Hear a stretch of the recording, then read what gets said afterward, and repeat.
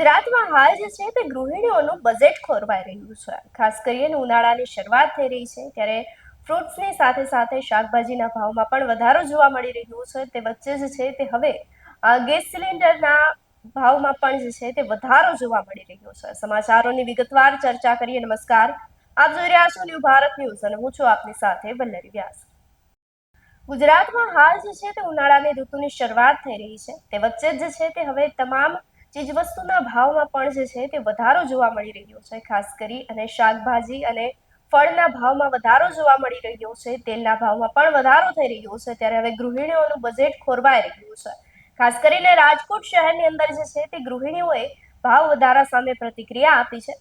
Gas સિલિન્ડરના ભાવ વધી રહ્યા છે તેને લઈ હવે રાજકોટની ગૃહિણીઓ શું કહી રહી છે તે સાંભળી લઈએ. એટલે એટલા ભાવ ન વધવા જોઈએ. આ પબ્લિક કેવી રીતના પૂરું પાડી શકે? એ તો થોડુંક સરકારને વિચારવું કે ન વિચારવું, કાંઈક તો વિચારવું જોઈએ. હાવ આવા ધુંબાજ મારે દરેકમાં ભાવ વધતા જાય. એકમાં ક્યાંય ભાવ ઘટ્યો ખરા? તો પગારમાં કઈ એટલા વધતું નથી. મજૂરી કરતા હોય એનું શું સમજવું? એ કેવી રીતના ઘરમાં પૂરું પાડી શકે? એ તો થોડુંક વિચારવું કે ન વિચારવું.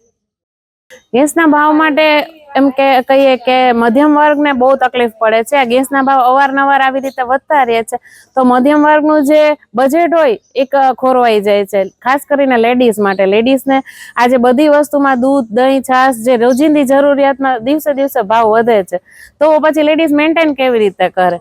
પગાર એટલા બધા હોતા નથી, સામે બીજા ખર્ચા એટલા હોય તો પછી બધી મધ્યમ વર્ગ તો સમજાણું, પણ જે સામાન્ય વર્ગ છે, નીચલો વર્ગ છે, એને તો બહુ જ તકલીફ પડે. એટલે મારી સરકાર પાસે એવી માંગ છે કે આજે આ અવારનવાર ભાવ વધે છે એ ન વધવા જોઈએ, કારણ કે ગેસની રોજિંદી જરૂરિયાત છે.